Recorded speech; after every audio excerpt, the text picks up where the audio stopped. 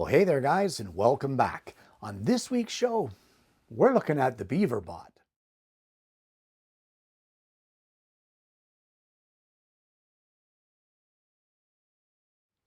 Now, what on earth is a Beaverbot? Well, guys, I saw this thing online, and what it is it is a tool that is deemed as safe for children to use, and its main purpose is to cut cardboard for their crafting. Now, I wasn't sure what to think of it. It's actually quite expensive, but I ordered one anyway, and we're going to have a look at it on today's show. I've got it in the house. We're going to head in there. We're going to check it out, and we're going to see what we think about it and how the thing works. Well, this is the Beaverbot as it comes in its packaging. And what I'm going to do, I'm not going to bore you with an unboxing video, but I will get everything out of its packaging and I'll show you what comes in the kit.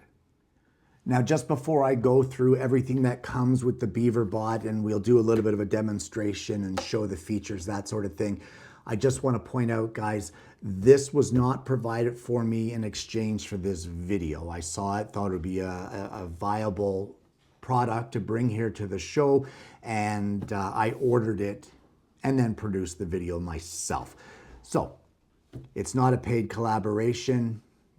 It's just trying something different on the show. Well, in the package, we have the Beaverbot tool itself. We have a child-safe scoring tool. We have an Allen key, a manual. We have several different tools, a cleaning brush and some Allen key style screwdrivers. We also have some project supplies which coincide with the pre-printed cardboard projects that it comes with as well. And lastly, we have a power supply. So I think the first thing that we want to do is I want to go through some of the features of this. And once we go through the features, then I think what I'm going to do is plug it in and we're going to take it for a bit of a test spin and see what we think. Well, one of the tools I didn't mention because it was actually inside was this. It comes with this little drilling tool to be able to add holes to your cardboard projects. So what are some of the features of the Beaverbot? Well, for starters, we have this little hard hat here right on top. Now this is finger protection. You cannot access the blade from around the back anywhere or from the sides. It only has access from the front, and even from the front, you cannot get your fingers into the blade. So I'm assuming that is a safety feature, makes it safer for the young ones to use because this is rated for children 3 years of age and up. Now, it has all of this printed cutting board top, and it has several guides as to being able to cut things like straight lines and that sort of thing. Now, guys, there are accessories that you can get for this in order to cut circles or straight lines or angles and that sort of thing. But this particular kit is just the base kit. So you just have your main cutting board, which seems to be some sort of acrylic. Either way, it seems to be well made, it's sturdy, it has a lot of support from the actual case itself, so even putting some weight down onto the top cutting surface isn't going to bow the surface, but we'll find that out in our testing as well. So underneath our cutting board, which has the finger pulls, by the way, to make it easy to remove. My fingers are a little fat to get in there, but a younger person's fingers would have no problems. But underneath we have this compartment right here on the side. I don't know if you can see that. There we go. And this is tool storage. So all of those tools that come with the Beaverbot, they all store in this little compartment, which makes it very convenient to have everything in one spot and not have to be searching around for whatever tools. And there's enough room in there that you could add your own things if you want, maybe a glue stick or a paintbrush, maybe a pair of children's safety scissors, that sort of thing. There's plenty of room there in that storage area. So now the Beaverbot claims that it will not tangle hair. So if the child that's using it, or the adult for that matter, has longer hair, I see videos online that show that the hair, they're draping it across there. It's not going to get caught in the blade. I don't care what they say, I'm not trusting that. So I'm gonna say that if you have a young one that's using this, make sure their hair is tied back. That's just normal shop safety, and that goes across the board regardless of what tool they're using. Because just because the manufacturer says you can't tangle your hair, give that challenge to a 3-year-old and you'll see them tangle their hair in here. So what I've done is I don't want to use the pre-made projects that it comes with, because I think I'm going to let my granddaughter cut those out. I think she'll have fun with that. So I've kind of done some goofy stuff here. I drew out this little shark on a piece of cardboard from the original shipping box, actually, and this kind of an amoeba shape and a really wonky star. So we're going to fire this up. We're going to see how loud it is, and we're going to try to cut these and see what kind of control you need in order to get a successful cutting. So one of the features I forgot to mention is on the back. And whenever you cut anything, whether it be wood or cardboard or anything else, you have dust or debris, or I don't even know what kind of shavings this is going to create. I've never used it. But right here at the back, I'll just pull this out, you have a drawer which collects all of your little chips and your shavings. And it looks like it's rare earth magneted to the inside. So it holds well in there and clicks into place, just like that. And it will stay in there while the child is using it, or while they're carrying it around for that matter, because the rare earth magnets hold it where it should be. All right, so let's fire this thing up and do some test cutting and see how we do. So I've attached our power adapter, and the first thing we need to do is turn this on. And guys, the nose right here, this is the power button. So let's turn this on and just see how we're doing for sound levels.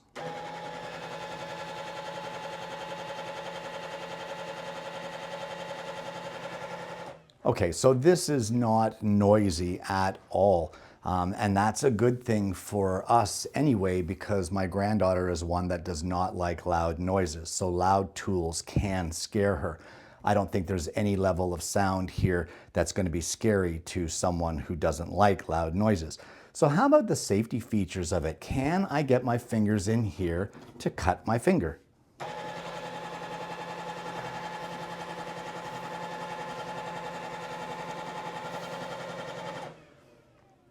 You know what, if I really tried, I could probably get in here and sustain some kind of a cut, but from immediate use, unless you worked at it, I don't think you're going to be getting your fingers in here to the cutting surface. Well, let's do some cutting. And guys, I want to do a real-time cutting here just to kind of test the speed of what it cuts at. So what I'll do is, through the editing process, I'll place a little time signature down below. If you're not interested in the real-time cutting, you can just zip ahead and see how we do. But let's do a real-time cutting here, and we'll cut out this kind of amoeba shape and see how we make out.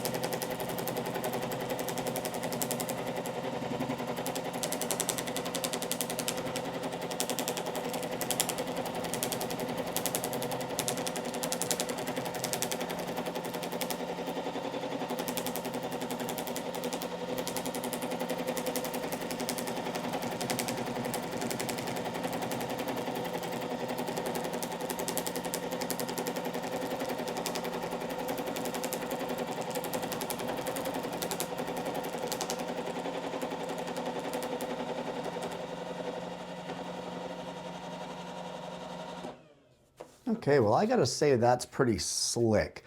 I was able to follow the lines fairly easily. This here is actually a little hat or a little hard hat, and I guess this little circle right here in the front, this is supposed to be representative of maybe a miner's headlight or what have you.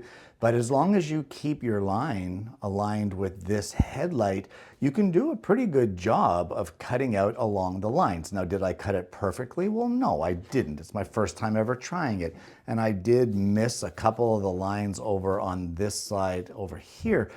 But in general, it was pretty easy to control. Now, I have a lot of experience with scroll saws, that sort of thing, so blade control is in my wheelhouse.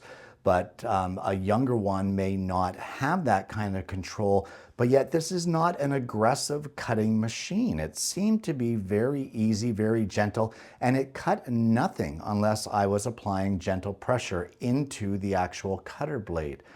So how about the shavings here? There are a few cardboard fragments on top of the cutting surface. Nothing to really write home to mother about, but let's see what's in the drawer out of curiosity. Just dump it on the table here. That's not bad, guys. That is very minimal mess. You can see that this is empty here. I've dumped it all out. How much is actually in the machine, I wonder? Really next to nothing. There is a little bit by the cutter head, but there's nothing in the tool tray and there's nothing over here in this section. It all seems to fall directly into this section here, which goes directly into the debris tray at the back. So that's pretty slick. All right, so you know what? I'm gonna try another cutting here and just see how we do. You know what, I kind of want to try the shark. So let's try my swanky shark here and see how we make out.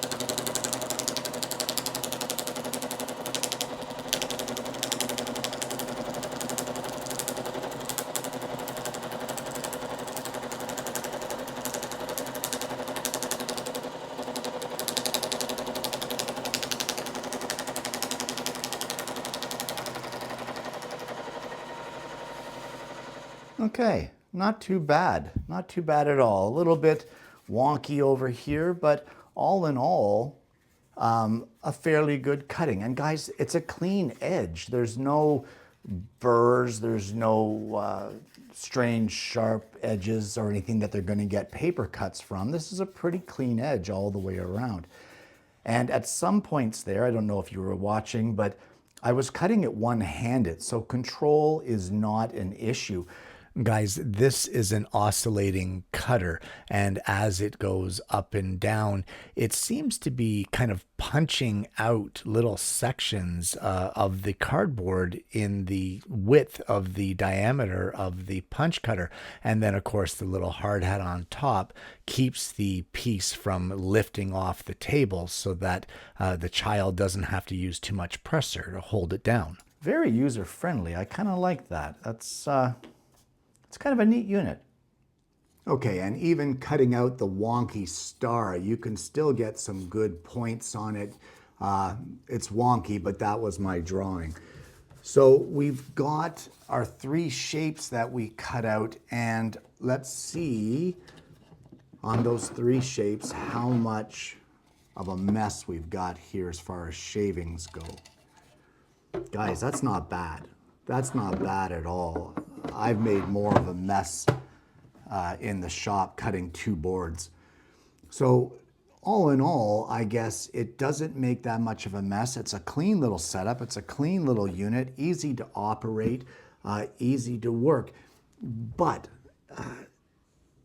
my biggest issue with this product is the price.